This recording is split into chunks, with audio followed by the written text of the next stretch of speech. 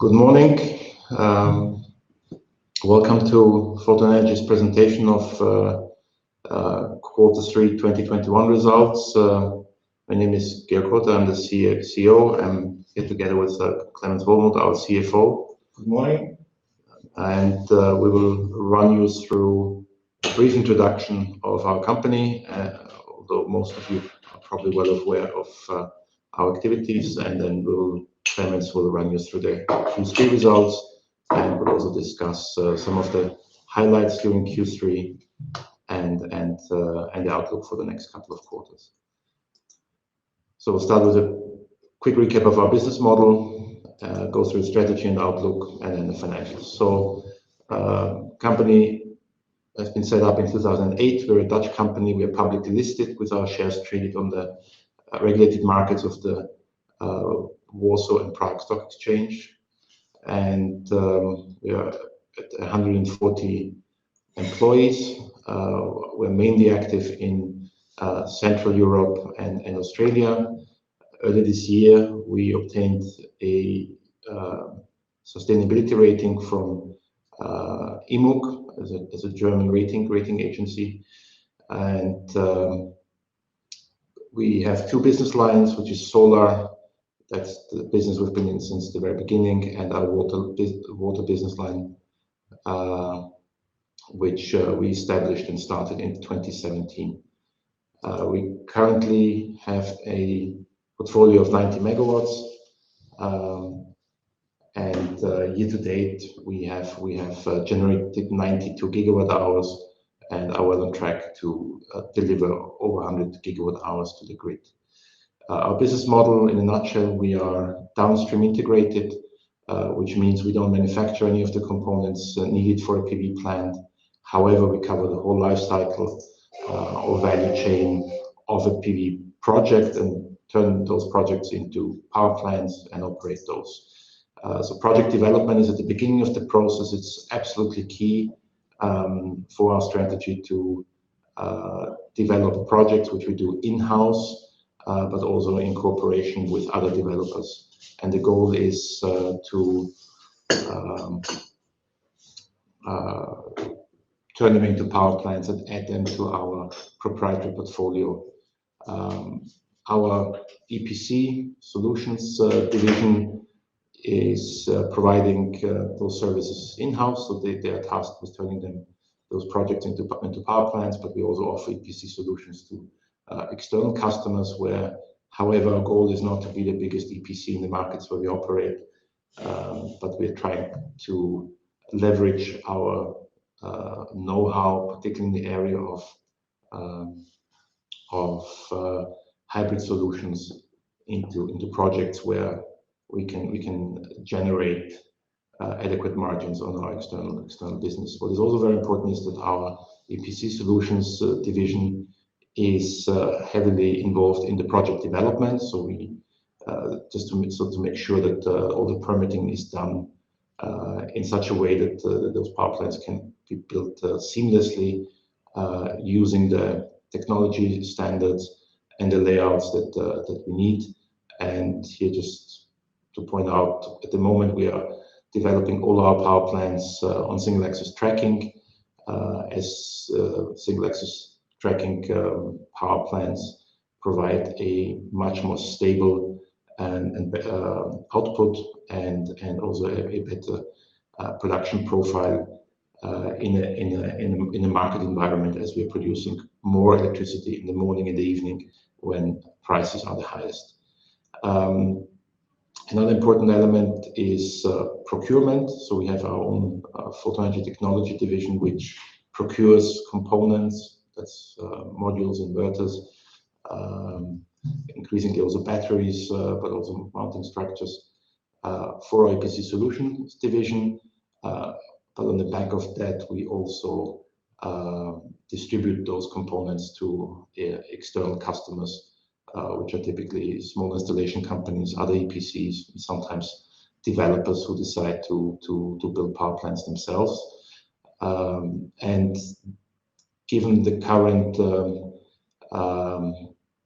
supply chain issues around the various component types, this is actually very important because for the manufacturers of modules, inverters, and the other components, we're not only a project developer who procures stochastically, but we also have flow business through our distribution business. So we are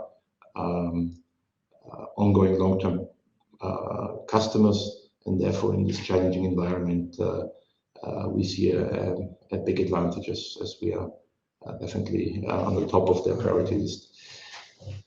The goal and the backbone of our activities is to increase our investment portfolio. A little bit later, we will also talk about our goals. So we want to grow our portfolio from the 89 megawatts to 600 megawatts by the end of 2024. And as you'll be able to see from our project development pipeline, we're well on the way to develop the corresponding number of projects to fulfill that goal. Our investment approach is that we like owning those power plants forever. So that's our investment horizon. We only put into our portfolio projects that we have developed or co-developed ourselves and built ourselves, so we have control over the quality. And we don't sell those as some of our peers do. At the same time, we are not increasing our portfolio by acquiring operating assets from others.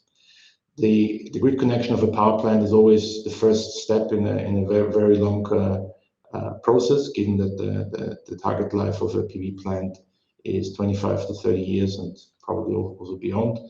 And that's where operational maintenance becomes very important. This is an area we have been taking very seriously from the very beginning. We take care of our own power plants and those of a growing number of external customers. We have our own monitoring software. We have our own control room in the markets where we operate. We have our own well-trained technicians. And the goal, of course, is to maximize the uptime of our power plants. We cannot influence the weather, but what we can influence very well is maximum availability of the power plants that we take care of, and that's both our own and those of our customers. But here it's very important to point out that a preventive approach is key to achieving this goal. Just a few words on our water services, which we have been active in for the last 4 years. We have basically 4 areas, which is water treatment, mainly drinking water treatment, wells and resources. In those areas, water utilities are our primary customer base. Then the third area is water resource management, which focuses on surface waters, lakes, ponds. And here there are 2 types. One are surface water areas that serve as drinking water resources, but also water bodies that are primarily used for recreational purposes. And a specific area of focus here is fighting blue-green algae bloom, which has during the summer months become a major topic pretty much worldwide. So we started here in Central Europe, but now we recently also signed our first contract in Australia. Last but not least is groundwater remediation, where we have a patent pending nano-remediation technology, where we use nano and micro particles of iron as reactive agents to break down pollutants to groundwater. Our approach is in situ, which means that we don't need to pump the water or remove soil, but the cleaning happens underground. We also use DC current to further enhance the reactivity of the iron.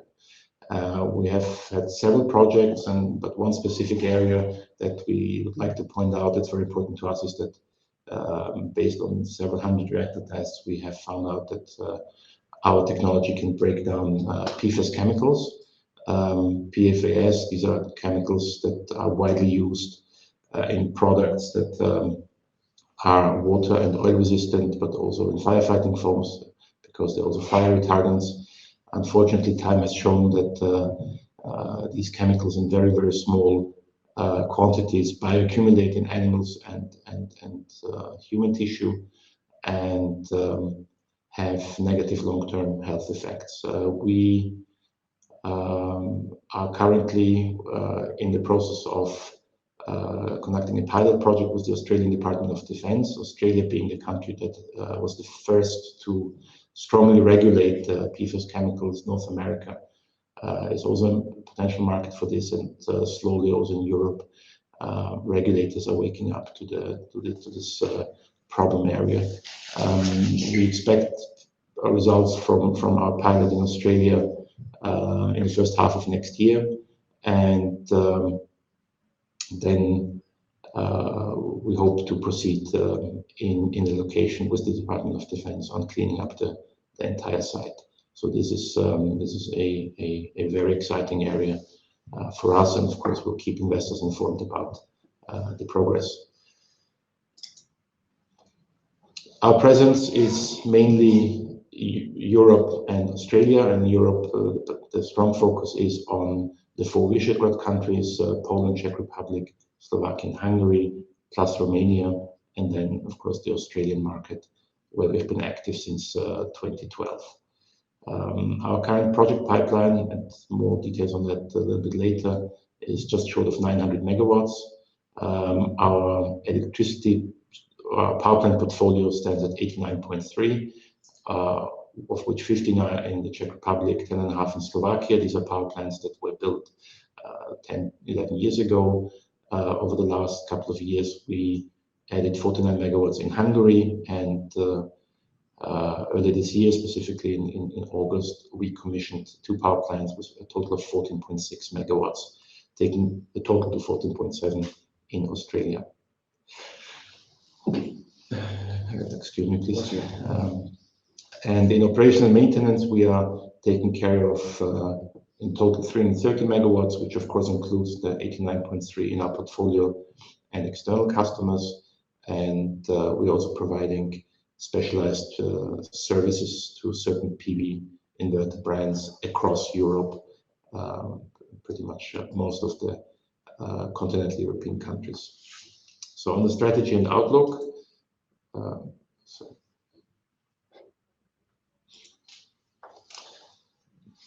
our goals are to significantly increase the deployment of projects into our own portfolio. So this is why project development has and continues receiving a lot of attention and also resources. And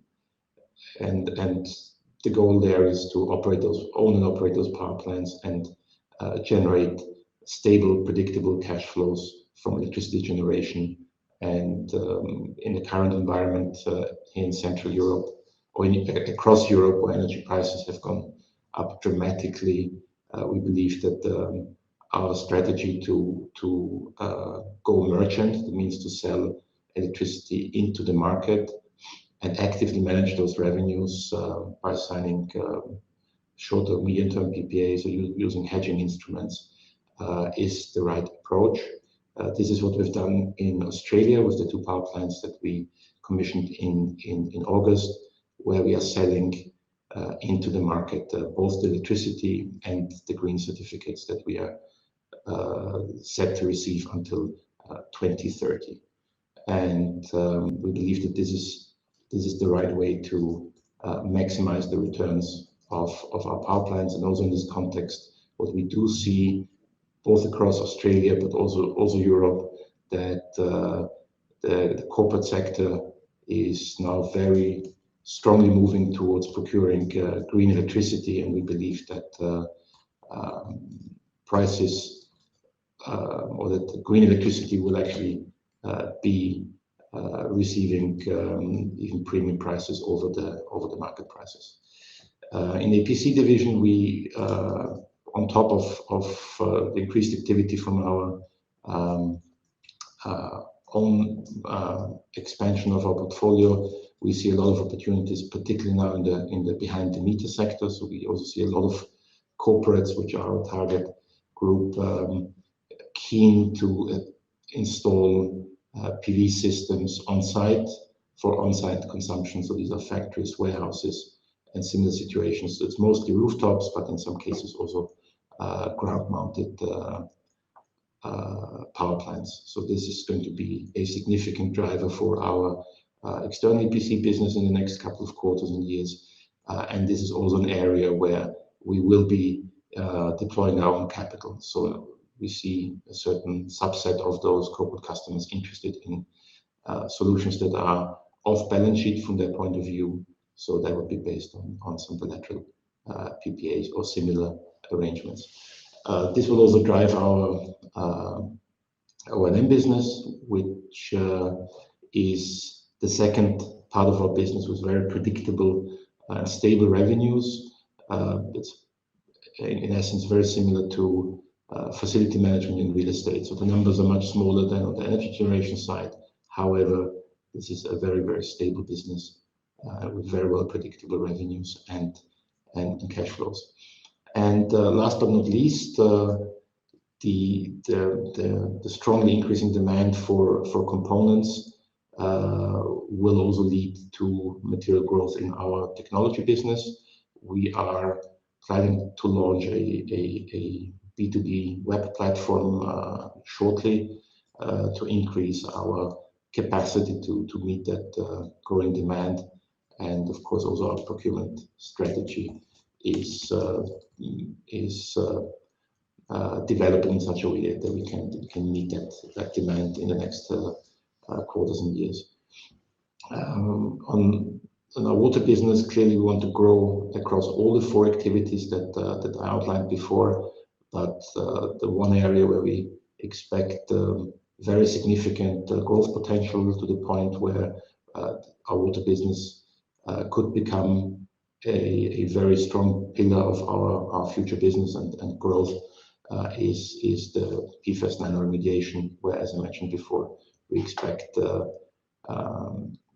outcome of our trial for a pilot project with the Australian Department of Defence, and on the back of that we see a lot of additional growth potential. Coming back to project development, as this is a key factor and key driver for our growth. Basically, our premise is that control of our own proprietary pipeline gives us control about everything else. And at the moment, there is truly a very, very significant demand for ready-to-build projects across all the markets where we operate. At the moment, we have a pipeline of over 200 megawatts in Romania. So this will also be our most active market in terms of increasing our portfolio next year. We are also developing very dynamically in Poland, where we are fully developing in-house. So there's no co-development there. In Romania and in Hungary, there are some of the projects are co-developed, but in Poland it's fully in-house, and we've built a very significant organization that is going out and looking for locations and going through the permitting process. And we expect that portfolio to be growing incrementally every month. And in Hungary, we've currently 2 power plants under construction, and also expect some of those projects to become ready to build next year, and therefore to be a contributor to our portfolio growth next year. In Australia, there has been over the last 12 months some significant changes. So if you look at the number we had of nearly 600 megawatts at the end of last year, that number came down as a result of an asset swap we did with Canadian Solar, our development partner in Australia, where we decided to swap our respective shareholdings in 3 projects, and we ended up with a 65% stake in Merriway, which is a 160 megawatt project, which of the 3 was actually the furthest developed as it already had received the development approval. In March, you can still see the two power plants with 14.6 that ended up in our portfolio. So they have been commissioned in the meantime, and we are currently evaluating all options, including potential disposal with respect to that Maribel project, because we see the future in Australia in integrating generation from solar energy combined with significant storage. And this is where our latest addition to the portfolio comes in. It's a 300 megawatt project in South Australia, which is based on the technology of a company called Region, in which we invested for the first time in April 2020, and we also participated in a recently closed capital round where AGL, the largest utility in Australia, Chevron and Schlumberger, so investors from the oil sector, but also Equinor, a Norwegian fund, invested alongside other investors. And this, what Region has managed to do is to combine concentrated solar with photovoltaics. So if you look at the picture, this PV Ultra system consists of a mirror field, as you can find with many other CSP applications, concentrated solar applications, where the sunlight is concentrated into a receiver. And while normally only the heat gets captured, Region has developed a photovoltaic cell that can be placed in that receiver that can withstand the high temperatures and directly turns that concentrated sunlight into electricity through photovoltaics. But at the same time, the heat still gets captured. So that concentrated sunlight gets used twice, and that captured heat gets transferred into a hyper-insulated hot water pool, which keeps the water at temperatures between 90 and 95%. The PV generated electricity is used to chill water in a second, same-sized hyper-insulated tank, to chill water to about 5 degrees Celsius. And when energy needs to be generated and supplied to the grid or a specific off-taker through an organic Rankine cycle engine, energy is generated. This system can run as an island, that means not connected to the grid, supplying a community or a remote mine, for example. But at the same time, when connected to the grid, beyond supplying electricity, can also provide various ancillary services to the grid. The project in South Australia, for which we secured 1,200 hectares, is planned to include 300 mirror fields, so as each is 1 megawatt of electric and 2 megawatts of heat production. So 300 fields, 300 megawatts.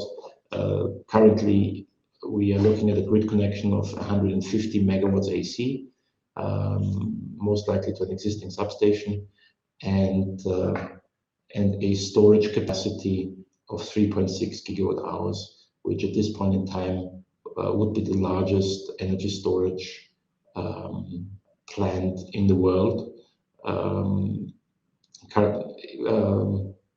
excluding pumped hydro. The currently largest is in Morocco with 3 gigawatt hours.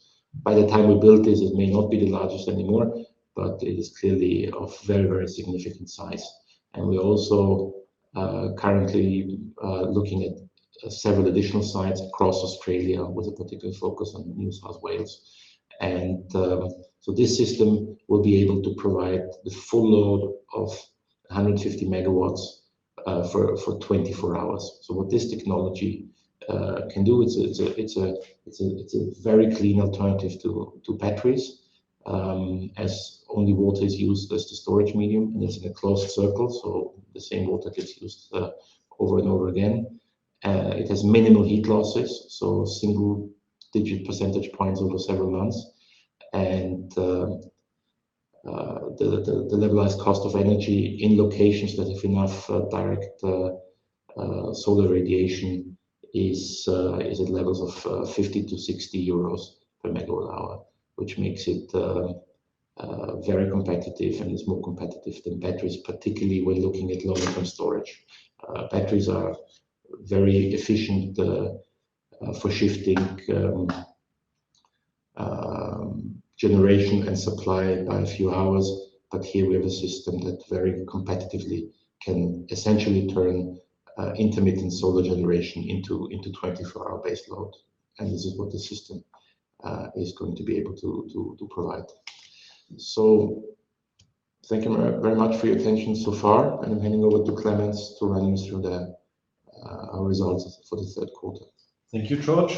Good morning from my side once again. I will present you now our financials for the third quarter, respectively year-to-date for the first 3 quarters of this year. Before I do so, just once more the highlights of the last quarter, what happened in Photon Energy, our main achievements. As George mentioned, we have connected in August this year our so far biggest photovoltaic power plant in Australia with 14.6 megawatts in Leeton, a fully self-developed project which we from day one until connection managed completely ourselves. We expect from that power plant to generate roughly about 1.3 million euros in turnover per year. As mentioned, it was connected now in August, so you will see the first numbers coming in already a little in Q3, but in Q4 and going forward then. We could grow our pipeline only in the third quarter by 53 megawatts in Europe. And on top of that, we have announced the big project in Australia with Remediate, which George just explained.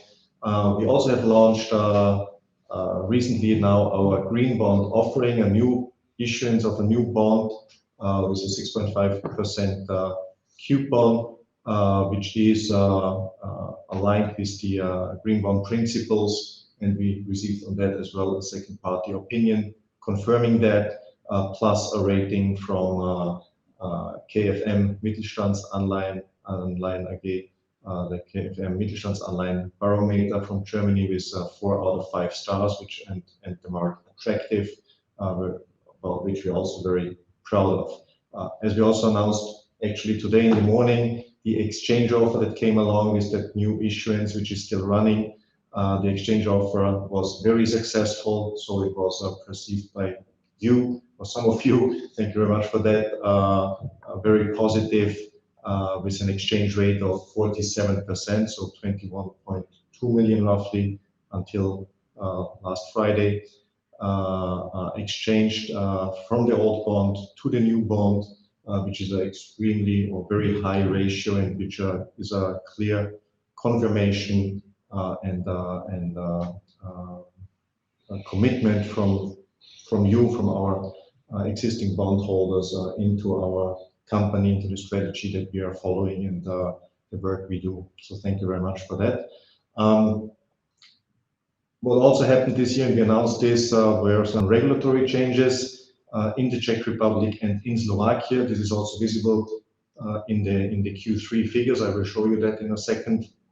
Where basically in the Czech Republic, we got the solar levy that was already existing in the past, was increased from so far 10% to 20% for the power plants which we connected in 2010, which is the majority of our power plants, and for one power plant which was connected in 2009, there was implementation or newly solar levy now for 10%. Which has an impact on our EBITDA. On the other side, there was in Slovakia as well a change in the regulatory environment. In Slovakia, there was a different change. There we had a feed-in tariff of 15 years. So the Slovak government decided to prolong that by 5 years to 20 years, which is principally a positive effect. So it synchronized it more with other countries where the 20 years are standard. However, to compensate for that, they decreased the feed-in tariff so that the total value of the power plant is untouched. However, we see that this will lead to a reduction of revenues and EBITDA in the upcoming years. Both changes will be starting from the 1st of January 2022. So it will be in the P&L visible, or in the revenues and EBITDA visible from next year. However, we have already considered now in the third quarter the impacts on the asset value as such. And we have announced as well that this impact might be up to 4 million after precise recalculation and actual as of the date of the revaluation end of September. The impact was actually smaller than expected, so it is, but still with 2.9 million in the other comprehensive income, and I will jump into this in a second. So much about the key highlights. Or maybe we should mention that green bonds. Yes, well, I will go into this in a second. Because in the Czech Republic, we have, as mentioned, the additional solar levy. We are working hard to compensate for that.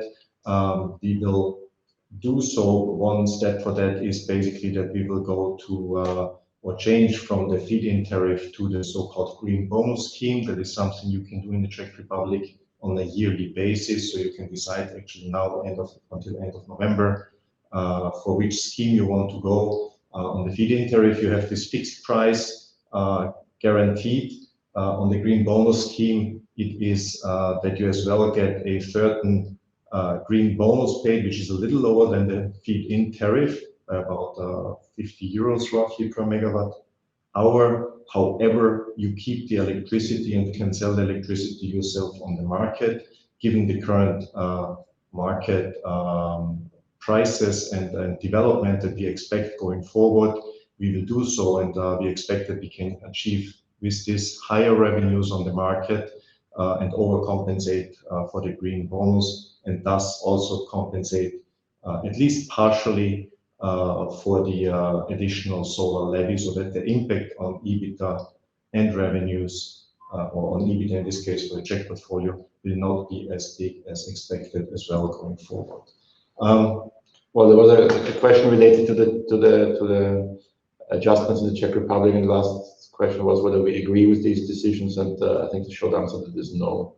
I've never agreed with any of the retroactive measures taken in the Czech Republic. Of course, we hope this will not happen again. Now we do hope that for the remainder of the feed-in tariff period until 2029 or 30 respectively, depending on when those power plants were connected, that this has been it, at least for the foreseeable future. Of course, we never know, but we do believe that now a certain stability should come to the sector. And it's also important to mention that now the Czech government, I think, is more aware that solar has to play a role in increasing the share of renewables in the Czech energy mix, and that hopefully the propensity to tamper with those legacy investments is very low. But of course, it is political, and one never knows. But for now, we do hope that there will be not more coming. Okay. Just once more, going back to the bond that we have issued to summarize here. So it is a green bond, which will have a 6-year duration, maturity in 2027.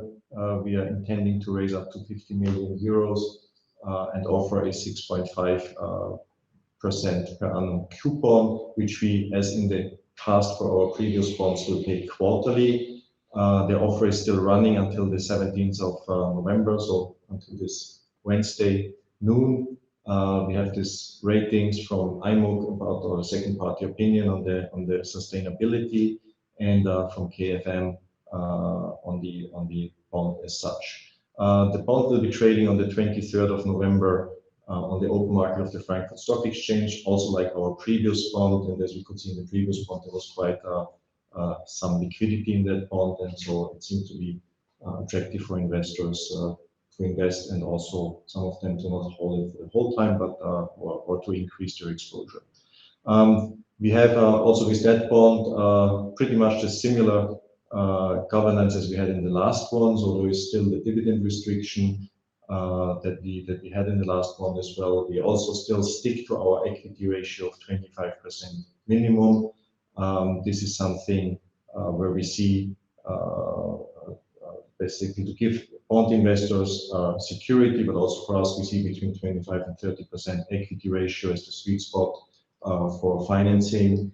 The other governance are pretty much standard, from cross default, negative pledge, and also in the change of control clause. On top of that, we have a transparency clause newly added, which means that we will regularly continue to publish information. We are a very transparent company in the past already from our reporting standards, and this time we also bind ourselves or commit ourselves that we deliver information in time. If not, we are willing to compensate this to investors with an additional coupon of 1% paid per annum paid for this quarter, for the quarter of default of a reporting standard.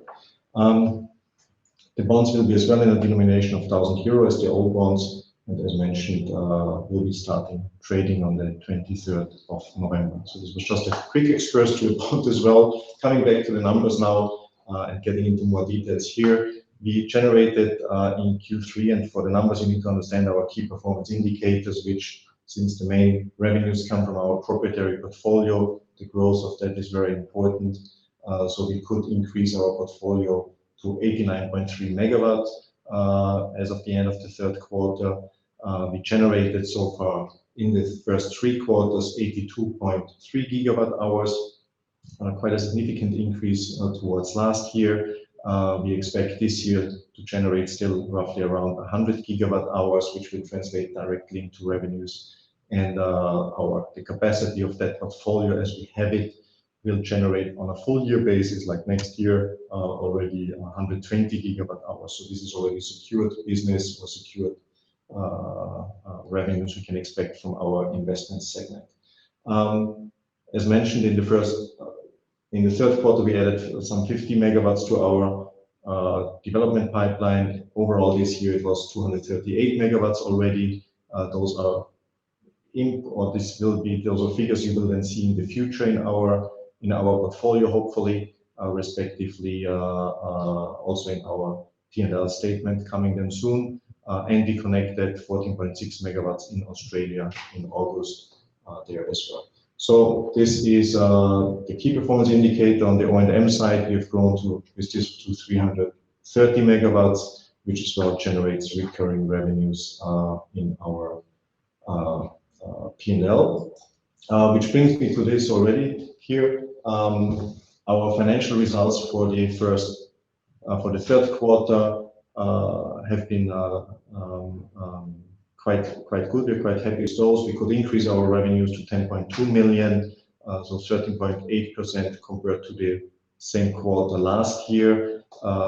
Main growth coming from electricity generation, which is for us the most important revenue stream, as mentioned, and also then having biggest impact on the EBITDA, which could be grown to 4.4 million in Q3, as well 13.4% increase compared to the previous year.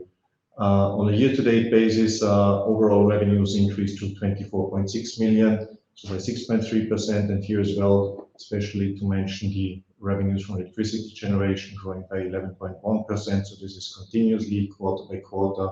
Now we stand there at 16.4 million for the first 3 quarters. The EBITDA year to date is with 8.5 million, a little lower than last year, first 3 quarters, however, still higher than the full year 2020 EBITDA.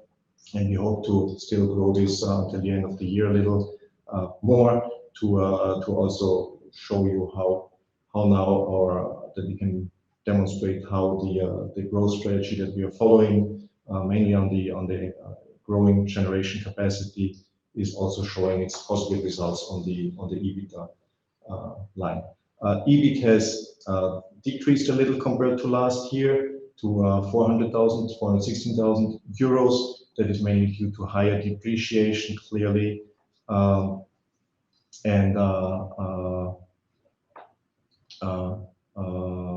that we had in due to the growing portfolio.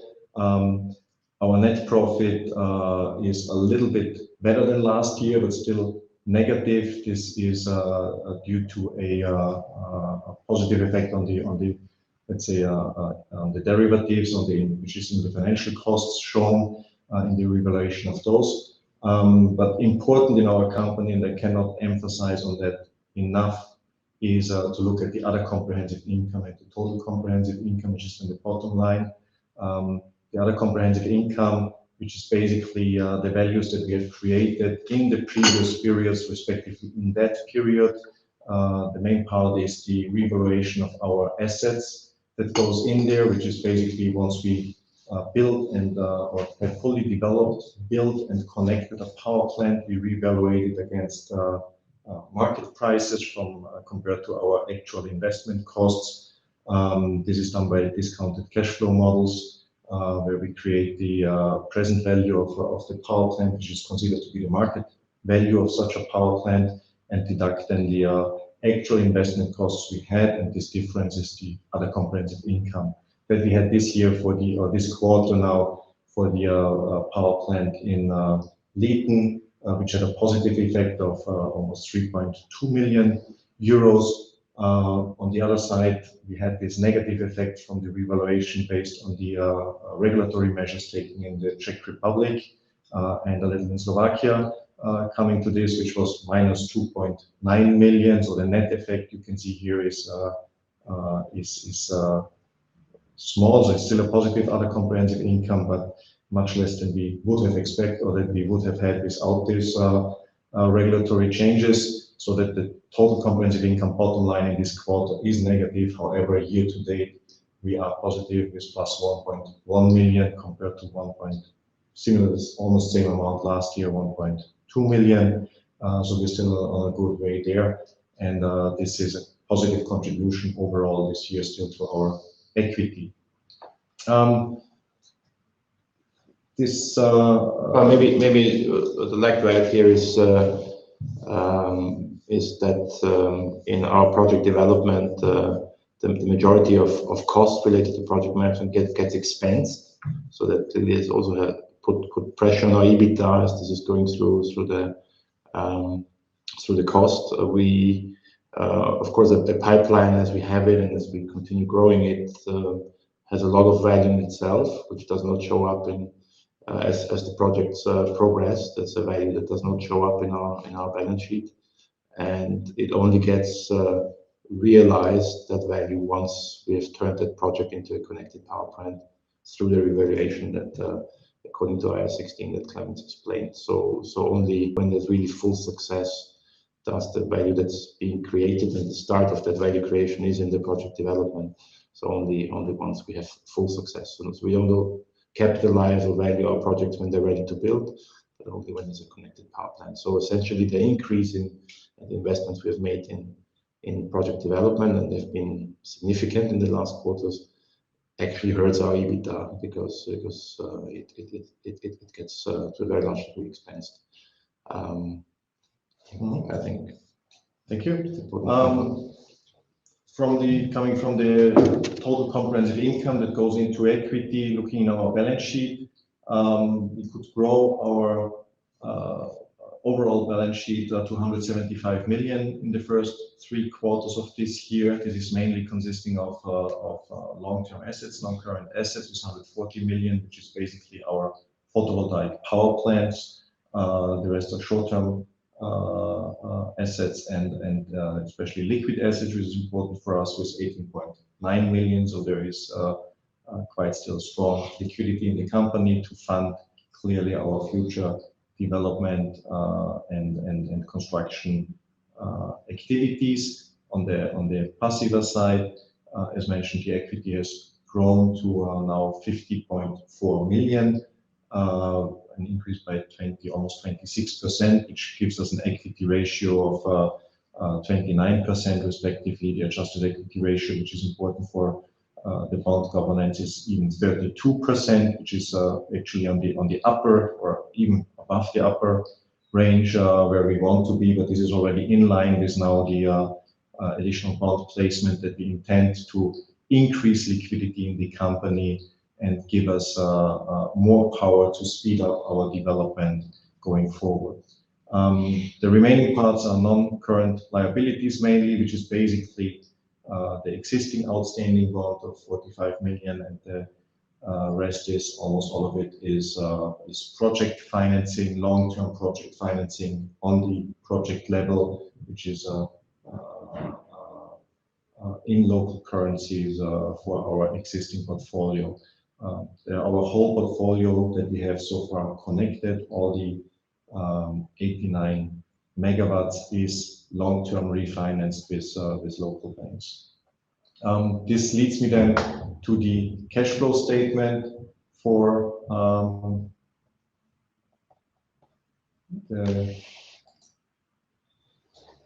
Q3 respectively year to date. In the comparison to last year, our operating cash flow is slightly or is a little bit lower. However, it is positive as announced already for the after the half-year figures. It turned into positive again. Clearly,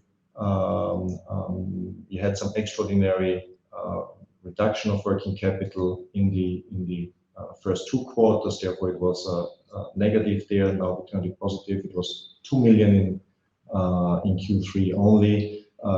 Even there, we had now still an negative effect, basically, by preparing for the fourth quarter. Mr. Holter mentioned it before that there is, we can see that there is certain limitations on the supply chain. We have secured capacities and secured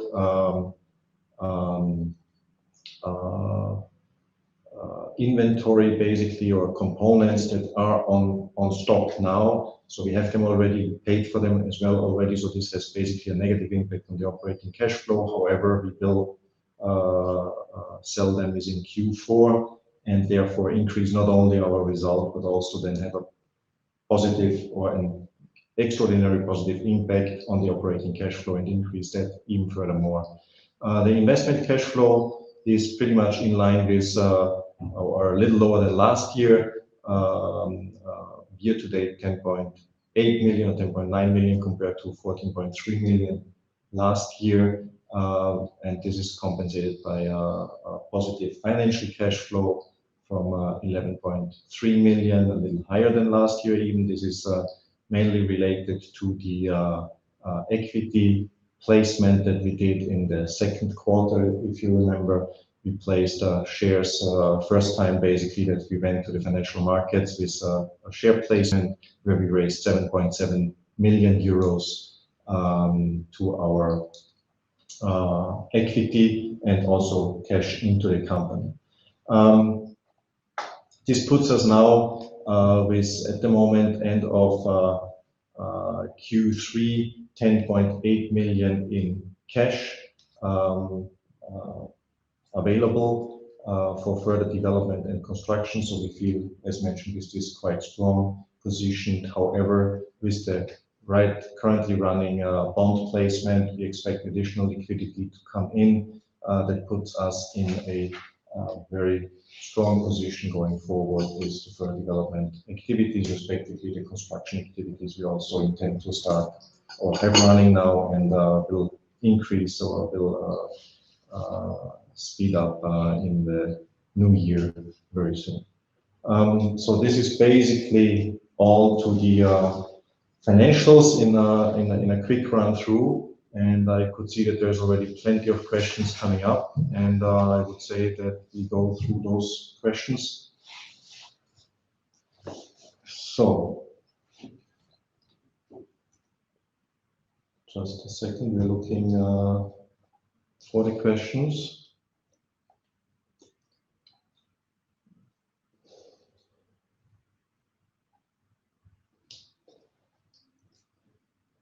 Okay.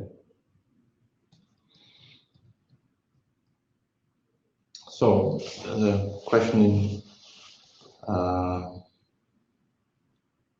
in Polish about our project with the Defense Department in Australia and the applicability of PFAS, of our technology to PFAS. I mean, first of all, what I'd like to reiterate is that our technology works on a wide range of contaminants. So we have had, in the last couple of years, we have had 2 projects in France, 1 in Switzerland, and 1 in China for other contaminants. So PFAS is something that was, our focus on PFAS is the result of information from our colleagues about 3 years ago that this is a significant topic in Australia, and actually in the remediation industry globally. Remediating PFAS contamination is one of the, if not the hottest topic. The whole conference is organized just on this. The issue is that these PFAS chemicals are very stable, so they don't degrade in nature. They're also called the forever chemicals. And while there are some, well, it's possible to filter those PFAS chemicals and then dispose of them thermally at 1200 degrees. There's basically no technology out there that can break them down. There are some attempts to use plasma by this university in the US that has a project. However, that's all done only in the lab. So scaling that up to a real life situation in situ, 10, 20, 30 meters below ground will be a challenge. Our technology has been used and applied in those settings. So now we only we need to prove that our technology can also work on PFAS chemicals. And there has been some delays. I think that's also part of the question that we originally said that we expect some results during the summer. There have been certain delays. I mean, the last one, and that cost us probably the last 3-4 months, has been the lockdown in New South Wales, which has been very severe. I think you've been able to see in the media. But also before that, I mean, we're dealing with, you know, a very bureaucratic and very careful organization, which actually in this project is using external consultants. Pretty much every step we make gets checked, double checked and triple checked. We also needed to get permits before, which we did not expect initially, from water authorities to be allowed to inject the material. We actually got that permit just before the lockdown started. So to cut a long story short, we are now at a point where our colleagues in the next couple of days should be able to finally physically go to the site, which they have not been able to do in the last 3-4 months, and inject the material. And then it's a question of a few months to have the results properly measured and documented. And I think then we will know where we stand in terms of efficiency. I mean, the Australian Department of Defense is very much in the spotlight over their PFAS issues in multiple locations. So they are very, very supportive. And so we are very confident also in parallel, we still run reactor tests, so we are very, very confident that the results will be positive, and that will not only allow us to then fulfill the contract we already have, which is for the cleanup of the Jervis Bay site, but clearly there's more opportunities that could follow. So on that basis, to completely answer the question, yes, we do see particularly the PFAS opportunity to be able to take the water business to a level that where it would become a second pillar of our business.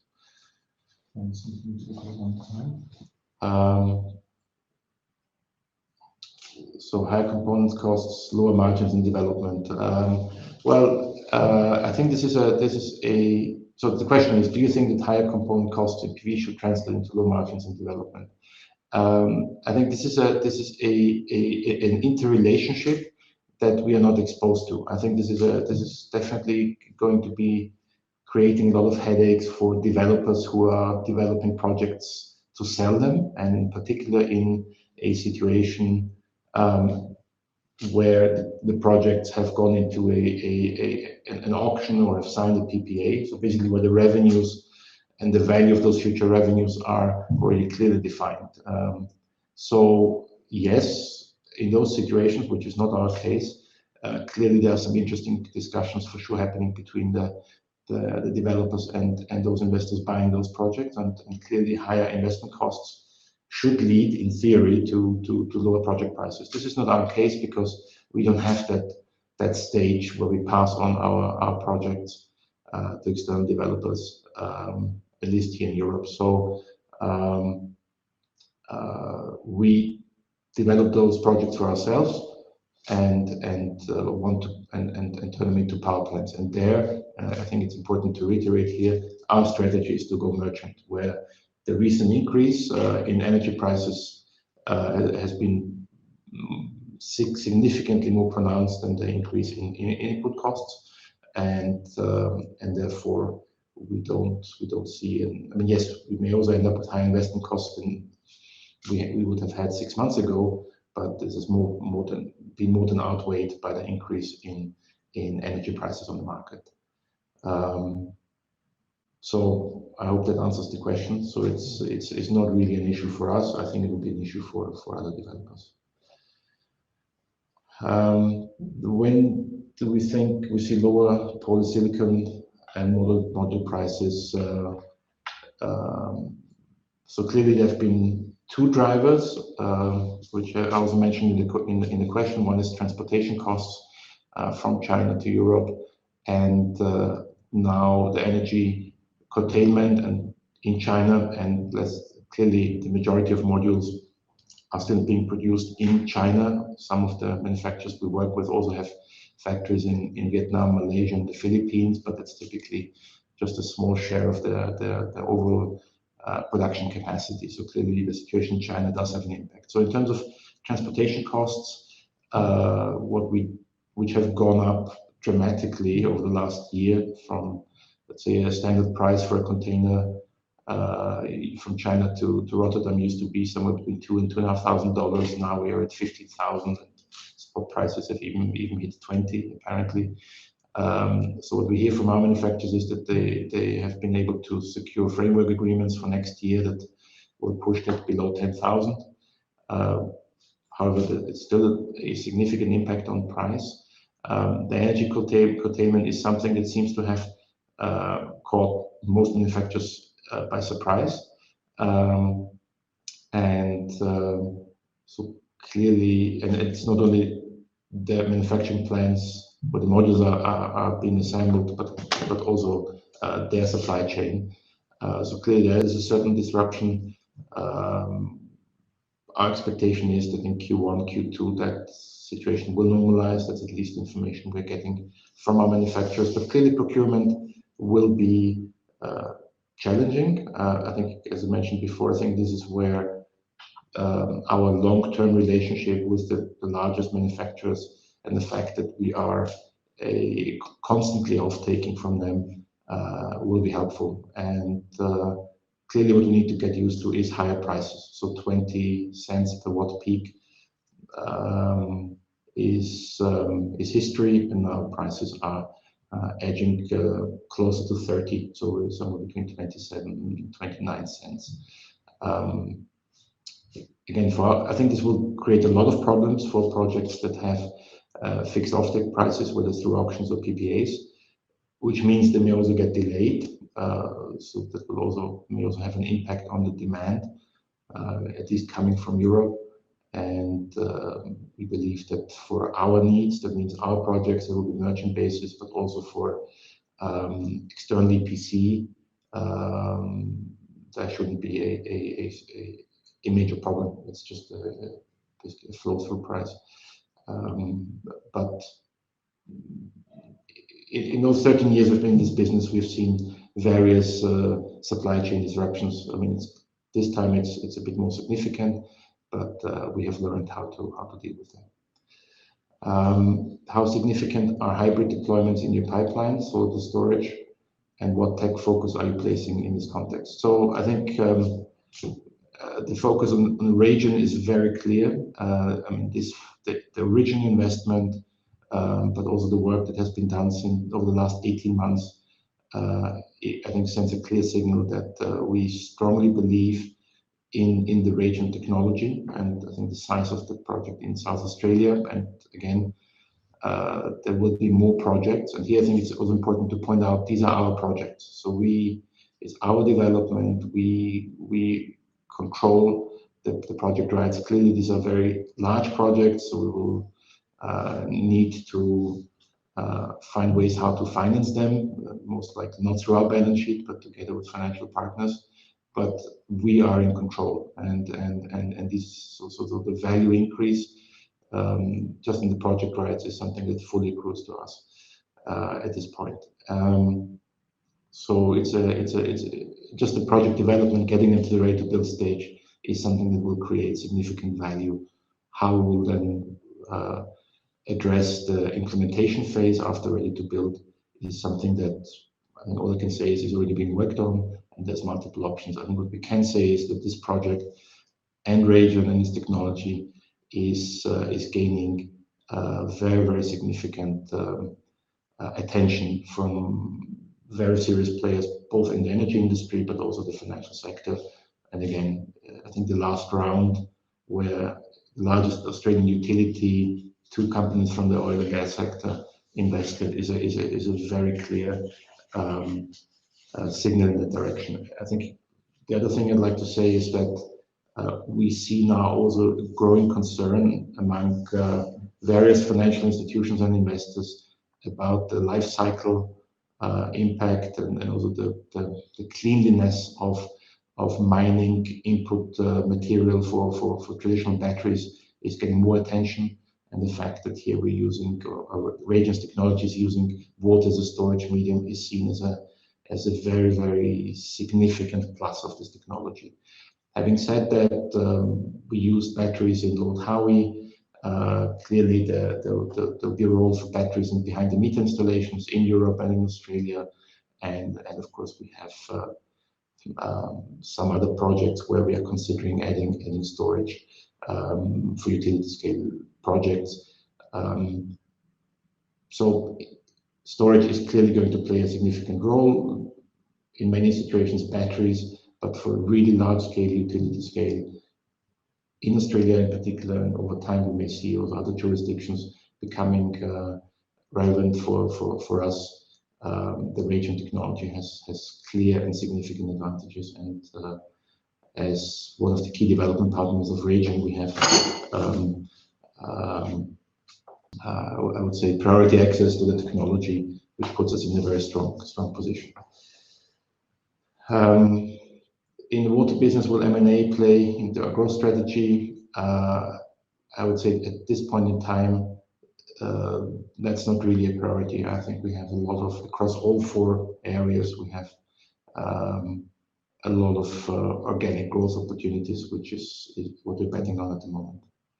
Next question is, do you think EPC margins? I think that we've answered. I can jump into Yes. the next one on the. We also mentioned the solar levy in the Czech Republic already.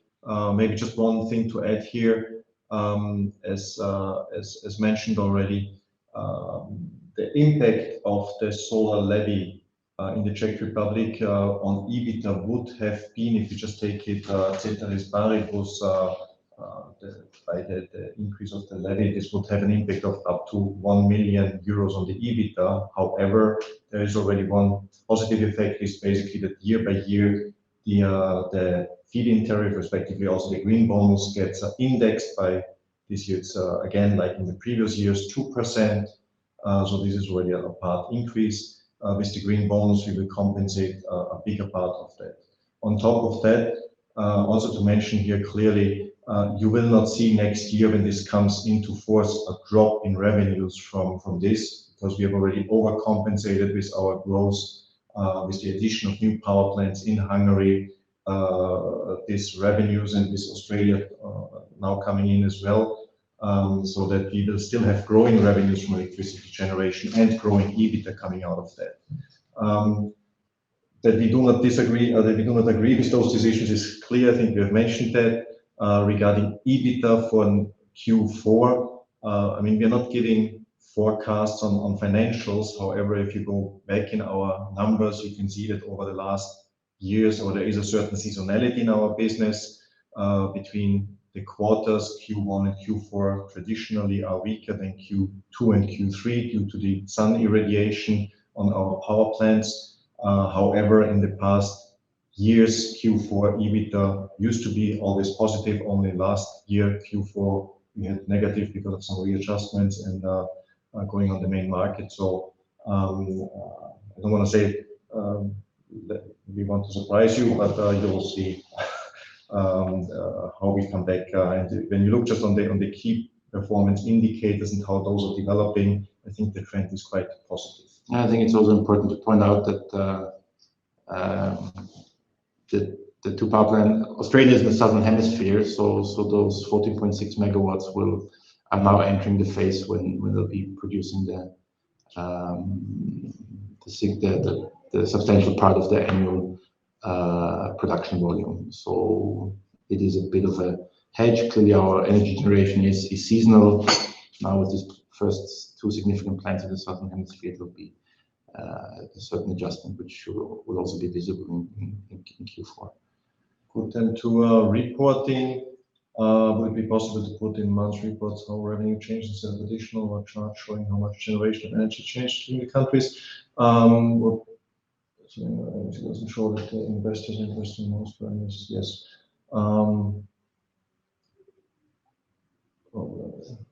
Good. Regarding our reporting, I think we are Photon Energy is reporting extremely intensive and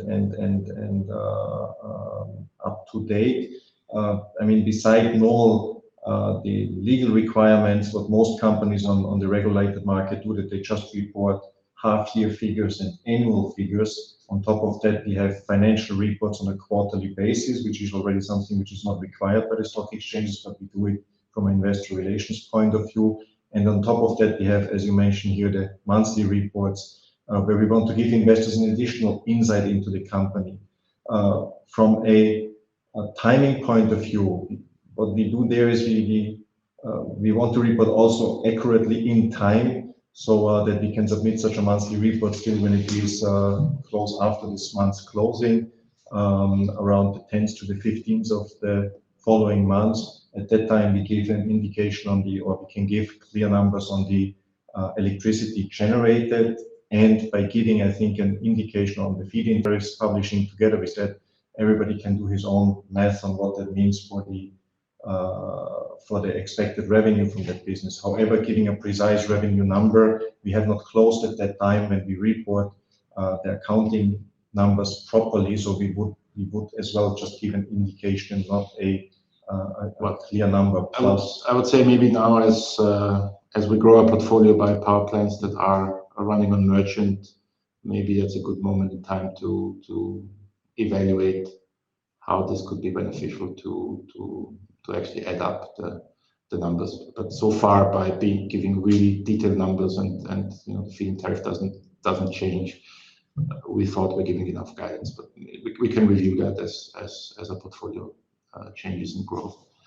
And with respect to the particular departments, I think here we can point out that we have that in the quarterly report there is segment reporting.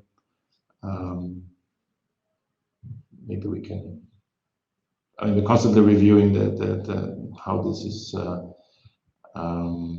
provides significant relevant information.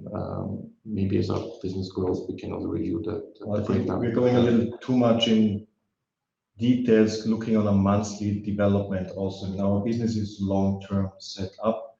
I think it is with giving quarterly financial statements plus giving the segments there where you can see what comes out of the investment segment, which is electricity generation, our solution segment, the EPC business, the technology business, which is separately reported.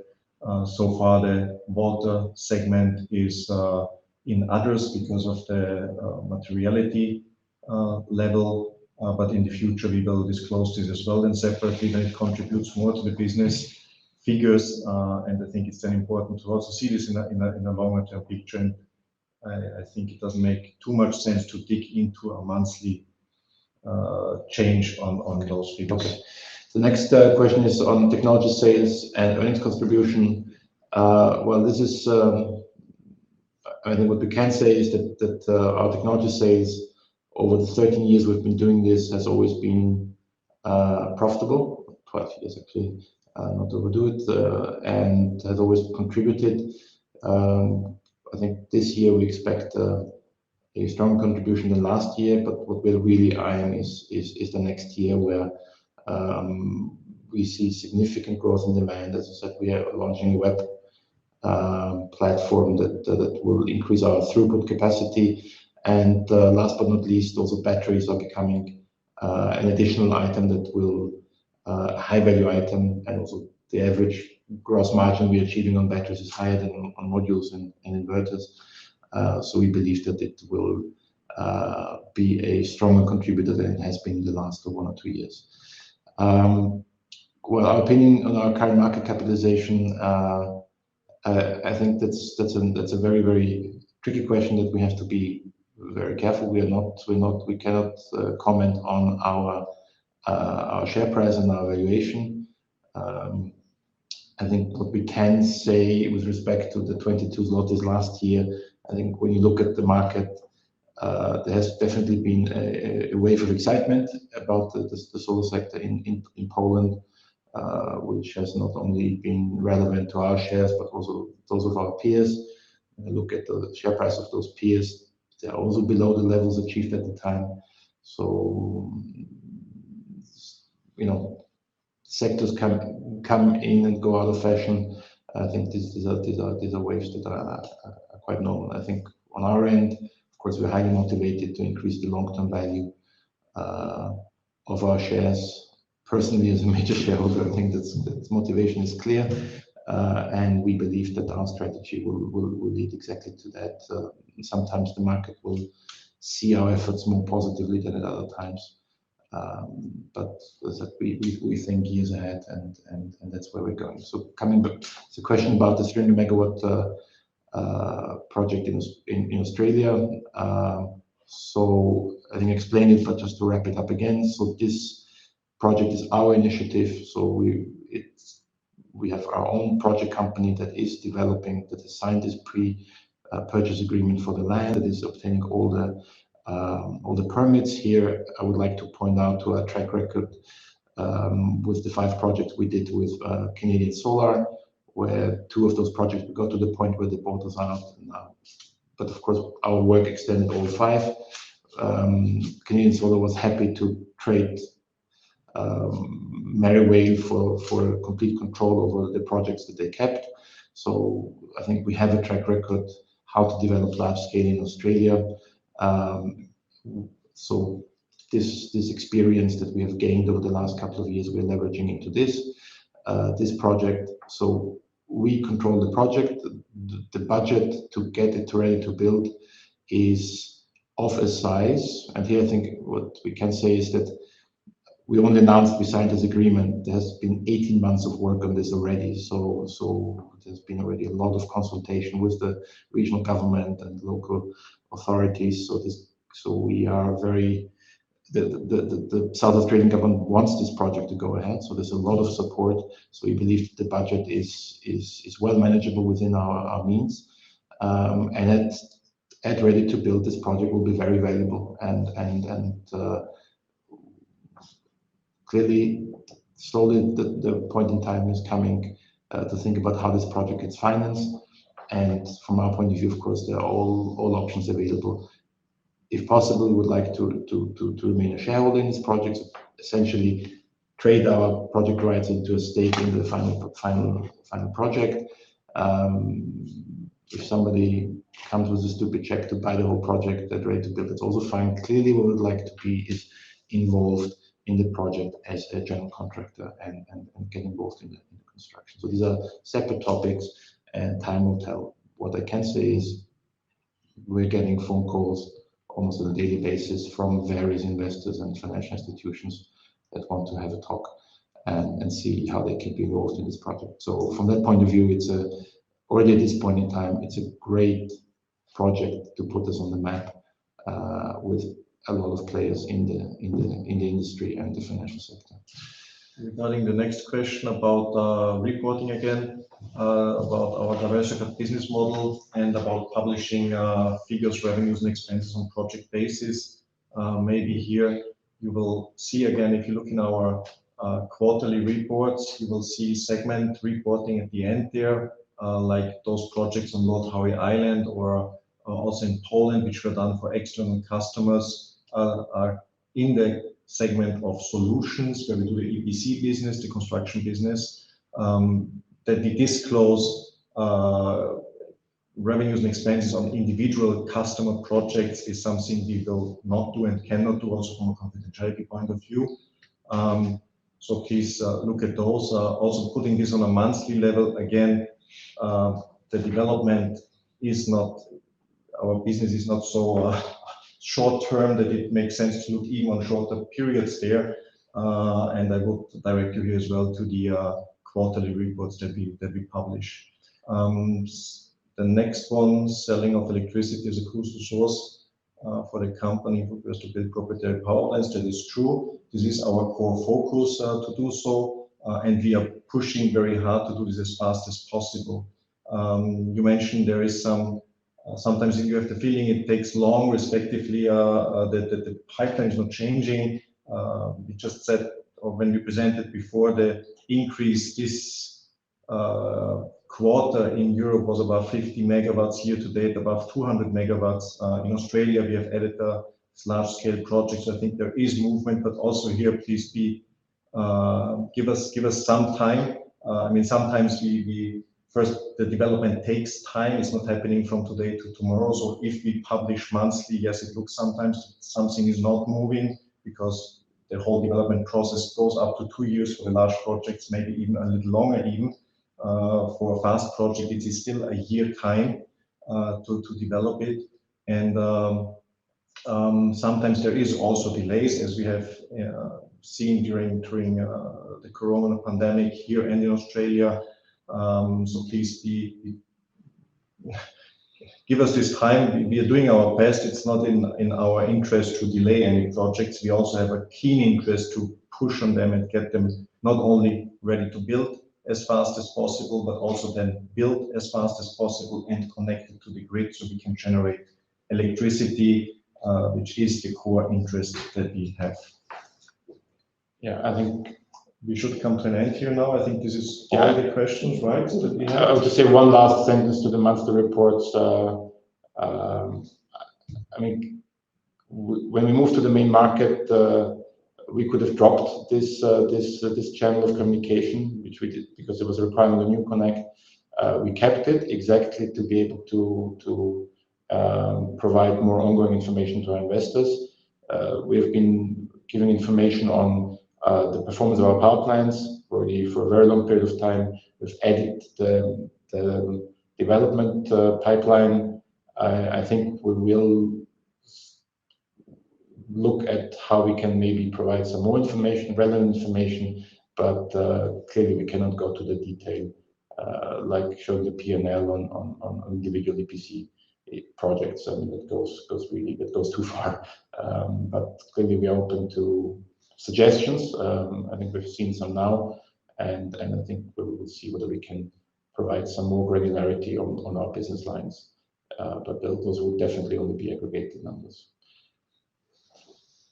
Good, then thank you very much for your attention and your time, and looking forward to talk to you latest in basically 1 quarter time, when we will present the Q4 figures on the company and the year-to-date or the preliminary or unaudited figures for the full year of 2021. Thank you very much. Thank you very much for your attention, and have a great day.